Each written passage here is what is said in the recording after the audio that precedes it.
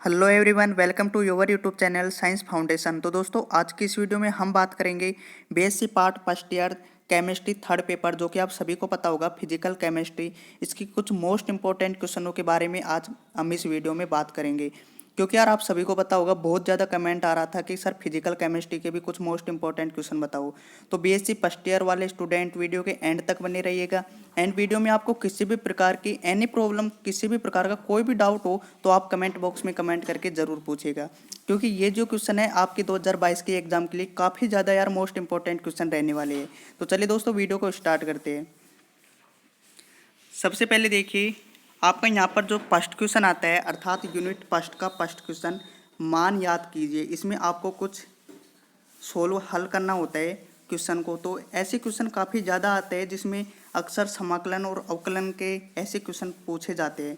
तो आप यहाँ पर देख सकते हो, फर्स्ट क्वेश्चन है यहाँ पर मान याद कीजिए। इसमें देखिए, समाकलन cos x upon sine square x D का मान याद करना है। और सेकंड में देखिए, समाकलन 2x - 1 और x + 2 इसका dx आपको निकालना है। तो ऐसे क्वेश्चन काफ़ी ज़्यादा मोस्ट इंपॉर्टेंट क्वेश्चन रहते हैं। एंड हर बार मैं यही बात को नोटिस करता रहता हूँ कि ऐसे क्वेश्चन 100% एग्जाम में पूछे जाते हैं। और उसकी जो नंबर भी होता है वो फर्स्ट यूनिट में ही पूछा जाता है। अर्थात ऐसे क्वेश्चन आपके ज़्यादातर फर्स्ट यूनिट में से ही आते हैं। उसके बाद में अगला क्वेश्चन होता है।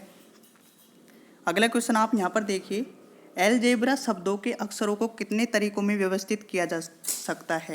यहाँ पर देखिए यार, कुछ ऐसे भी क्वेश्चन आते हैं जो आपकी रीजनिंग से संबंधित होते हैं। अलजेब्रा शब्दों के अक्षर को कितने तरीकों से व्यवस्थित किया जा सकता है। उसके बाद में अगला क्वेश्चन देखिए, क्वेश्चन नंबर फर्स्ट का सी है यहाँ पर, निम्नलिखित बाइनरी संख्याओं को दशमलव संख्याओं में परिवर्तित कीजिए। निम्नलिखित बाइनरी संख्याओं को दशमलव संख्याओं में परिवर्तित कीजिए। यहाँ पर फर्स्ट देखिए, 111 का यहाँ पर स्क्वायर है। एंड सेकंड देखिए 10001 अर्थात ये जो बाइनरी संख्या है इनको आपको दशमलव संख्याओं में परिवर्तित करना है। और मैं एक बात और बता दूं, ऐसे क्वेश्चन आपके 1+1 अर्थात 2 नंबर का आता है, क्योंकि इनमें आपको ज़्यादा कुछ नहीं करना होता। उसके बाद में अगला क्वेश्चन देखिए, क्वेश्चन नंबर फर्स्ट का डी है आपके यहाँ पर, रैम व रोम को समझाइए। RAM रैम और ROM, इन दोनों में आपको कन्फ्यूजिंग बिल्कुल नहीं होना। और ऐसे क्वेश्चन पूछे जाते हैं, इनको आपको अच्छी तरह से एक्सप्लेन करना है।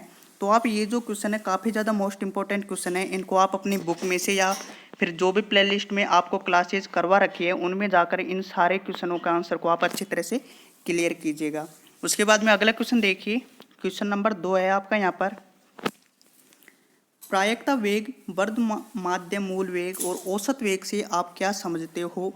ये परस्पर किस प्रकार से एक दूसरे से संबंधित है या रिलेटेड है।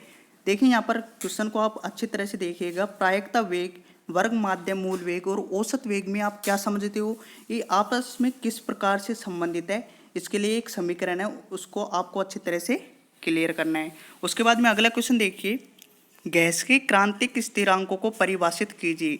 गैस के क्रांतिक स्थिरांकों को परिभाषित कीजिए। वॉन डर वाल समीकरण द्वारा क्रांतिक स्थिरांकों के मान किस प्रकार परिकलित किए जा सकते हैं या याद किए जा सकते हैं। तो ऐसा क्वेश्चन भी आपके एग्जाम में काफ़ी ज़्यादा बार पूछा जाता है। तो ऐसे क्वेश्चनों को आपको अच्छी तरह से क्लियर कीजिएगा। क्योंकि मैं आपको बता दूं, फिजिकल केमिस्ट्री में जो ऐसे क्वेश्चन आते हैं उनको बहुत ही कम स्टूडेंट सोल्व कर पाते हैं।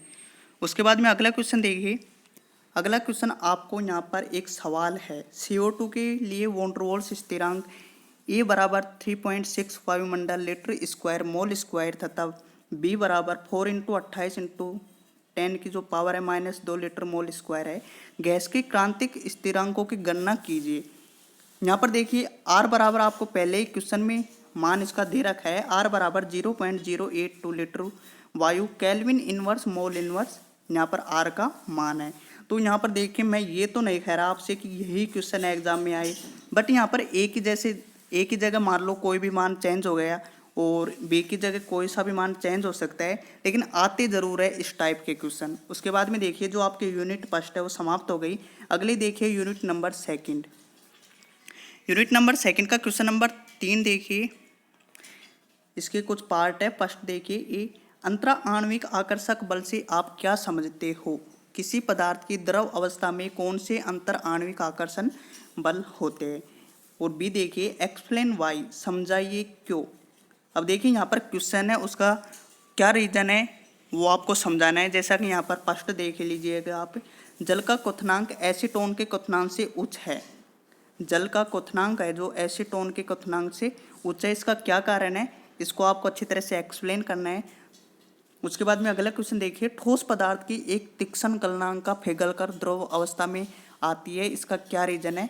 तो ऐसे क्वेश्चन भी एग्जाम में पूछे जाते हैं। उसके बाद में अगला क्वेश्चन देखिए,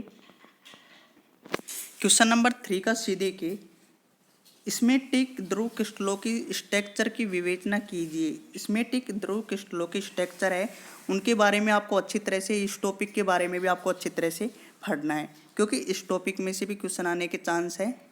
उसके बाद में अगला क्वेश्चन देखिए, राइट शॉर्ट्स नोट्स ऑन, अर्थात निम्न पर टिप्पणियाँ लिखिए। फर्स्ट है यहाँ पर देखिए मिसोमॉर्मिक अवस्था, बी है ध्रुवों का आयरिंग सिद्धांत और सी है थर्मोग्राफी।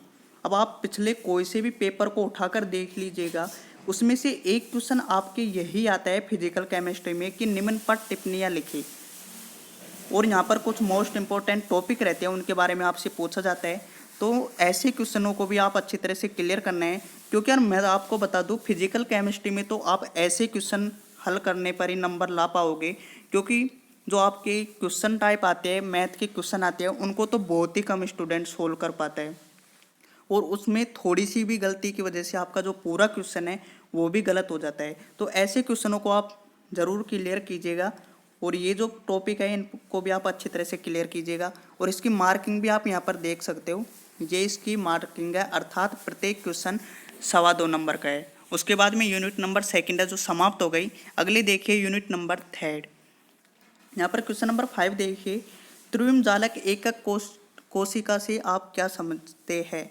त्रिविम जालक एकक कोशिका से आप क्या समझते हैं। साधारण, फलक, केंद्रित और काय केंद्रित घन जालक क्या है। प्रत्येक को चित्र की सहायता से समझाना है, और इसका एक एग्जाम्पल भी आपको देना है। उसके बाद में अगला क्वेश्चन देखिए, ये लॉन्ग क्वेश्चन है, तो इसकी जो मार्किंग है वो भी 3.25 नंबर की है। उसके बाद में देखिए क्वेश्चन नंबर 5 का बी है आपके, KCl की क्रिस्टल संरचना की विवेचना कीजिए। जो KCl होता है उसकी जो स्ट्रक्चर होती है उसको आपको अच्छी तरह से उसकी विवेचना करने के लिए आपसे यहाँ पर पूछा है, यह NaCl के क्रिस्टल से किस प्रकार भिन्न है। तो ये जो क्वेश्चन है आपका 2 नंबर का है, इसको भी आप अपनी नोटबुक में नोट कर लीजिएगा। उसके बाद में अगला क्वेश्चन देखिए, किसी क्रिस्टल के XYZ अक्षों का क्रमशः अंतःखंड 2/3a 2b 1/3c है, इस तल के वाइज तथा मिलर सूचकांक क्या होंगे। देखिए मैं आपको बता दूं, हर बार एग्जाम में वाइस और मिलर सूचकांक क्या है इनका पर्सन 100% एक क्वेश्चन हर पेपर में डेफिनेटली पूछा जाता है। तो इसको आप अच्छी तरह से क्लियर कर लीजिएगा, क्योंकि यहाँ पर ज़्यादा कुछ नहीं, सिर्फ मान ही चेंज होने वाले हैं। उसके बाद में अगला क्वेश्चन देखिए, क्वेश्चन नंबर 6, क्रिस्टल संरचना निर्धारण की पाउडर पद्धति का वर्णन कीजिए और इसके क्या बेनिफिट है, इसको भी आपको अच्छी तरह से क्लियर करना है। उसके बाद में आपका अगला क्वेश्चन है क्वेश्चन नंबर 6 का बी देखिए, यहाँ पर परिमेय घातांक नियमों की व्याख्या कीजिए। परिमेय घातांक नियमों की व्याख्या कीजिए। दोस्तों इस क्वेश्चन के बारे में तो मैं आपको बता दूं, यह क्वेश्चन तो वैसे तो देखिए तुम्हारी किस्मत की बात है, बट मैं मेरे हिसाब से बता दूं काफ़ी ज़्यादा मोस्ट इंपॉर्टेंट क्वेश्चन है, और हो सकता है 2022 में भी यह रिपीट हो जाए। परिमेय घातांक नियम, क्योंकि ऐसे क्वेश्चन पूछे जाते हैं एग्जाम में। और एक बात और बता दूं, फिजिकल केमिस्ट्री में तो आप ऐसे क्वेश्चनों को करके ही अच्छे नंबर ला पाओगे।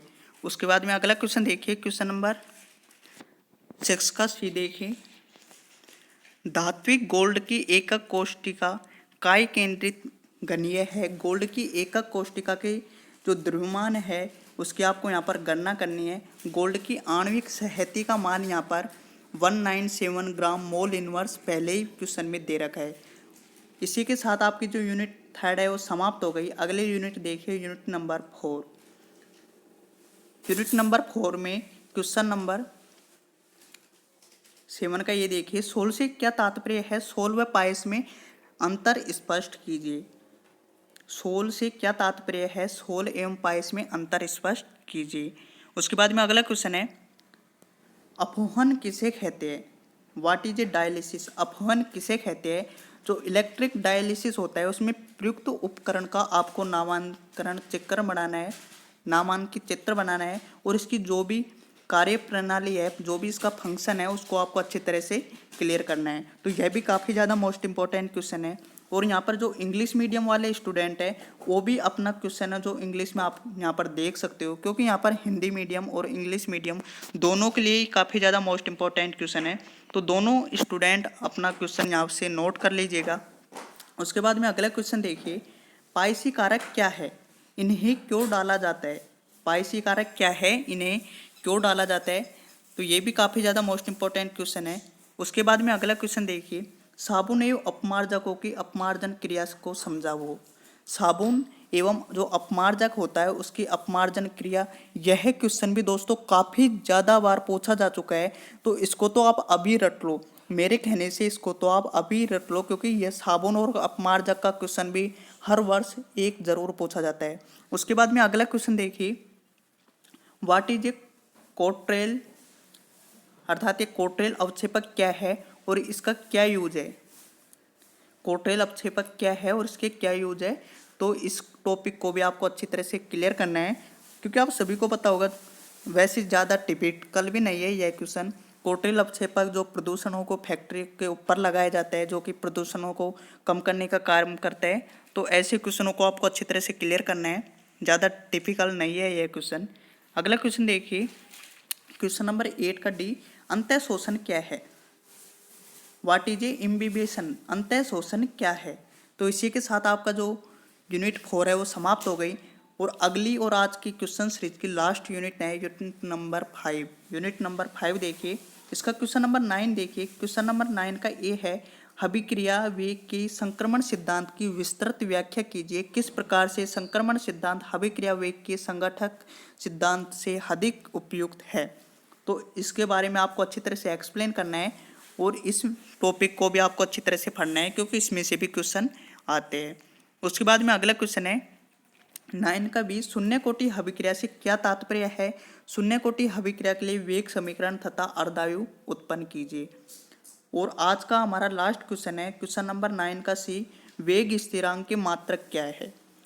देखिए एक बात और बता दूं, वेग स्थिरांक के मात्रक क्या है, जैसा कि यहाँ पर पूछा गया है आपसे, और मात्रकों को भी आपको अच्छी तरह से क्लियर करना है, क्योंकि मैं बता दूं मात्रकों में आपको ज़्यादा कुछ लिखना नहीं होता है और आपको जो मार्किंग होती है वो भी आपकी अच्छी प्रकार से हो जाती है, अर्थात उसमें कटने के कोई चांस ही नहीं रहते हैं।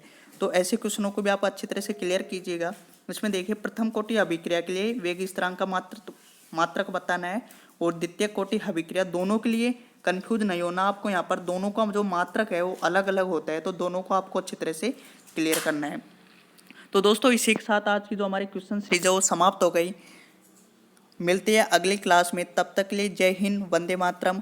और जो नए स्टूडेंट है वो डिस्क्रिप्शन में टेलीग्राम चैनल की लिंक है, तो वहाँ पर से जाकर टेलीग्राम चैनल को ज्वाइनिंग कर लो, क्योंकि यार वहाँ पर मैं आपको बता दूँ, यहाँ से तो आप क्वेश्चनों को सिर्फ समझ सकते हो, बट इनकी जो PDF है वो आपको टेलीग्राम चैनल पर हम उपलब्ध करवा देते हैं। तो आप डिस्क्रिप्शन में लिंक है, वहाँ पर से टेलीग्राम चैनल को ज्वाइनिंग कर लो। और वीडियो के कमेंट बॉक्स में कमेंट करके ज़रूर बताना कि अगली वीडियो आपको किस टॉपिक पर चाहिए, अर्थात कौन से सब्जेक्ट में, केमिस्ट्री के लिए बनाओ या बॉटनी के लिए या जूलॉजी के लिए, कोई सी भी आपको जो भी आपके मन में हो वो कमेंट करके बताओ कि किस टॉपिक पर किस सब्जेक्ट पर अगली क्लास बनाई जाए। तो धन्यवाद दोस्तों, मिलते हैं अगली क्लास में, तब तक के लिए जय हिंद, वंदे मातरम।